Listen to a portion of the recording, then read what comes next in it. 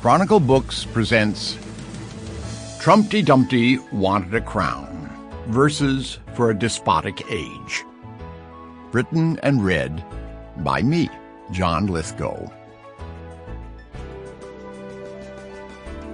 Quote, "When somebody's the President of the United States, the authority is total, and that's the way it's got to be."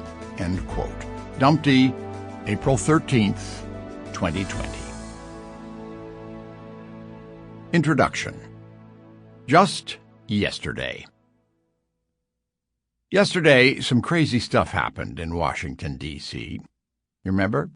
In the midst of a raging pandemic, and after 4 straight days of nationwide protest against systemic racism and police brutality, President Donald Trump delivered a lacerating speech at the White House.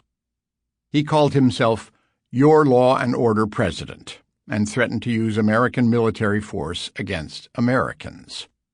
While he spoke, the sound of flash grenades and horses could be heard in the background as a hastily assembled army of federal, state, and local law enforcement cleared a crowd of peaceful demonstrators from Lafayette Square. Immediately after his speech, the president strutted through the cleared-out park with a gaggle of his top officials dumbly trotting along behind him. Taking several of them by surprise, he posed with a Bible for a photo op in front of St. John's Church. He then summoned a few of the officials to stand beside him for more photos.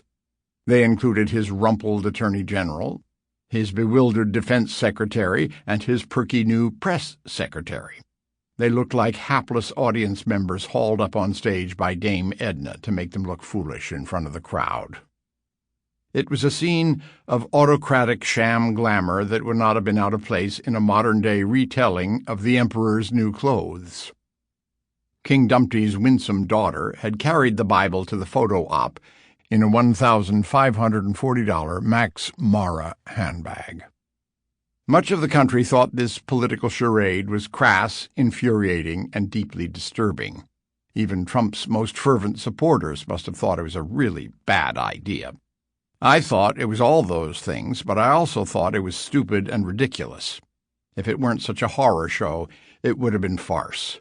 What a poem it would have made for this book. Alas, all of this happened just yesterday, on June 1st, 2020. My poems had already been completed and sent off to my publisher just days before. So much for comic timing. With political satire, timing is everything, and the cumbersome process of book publishing. Sample complete. Ready to continue?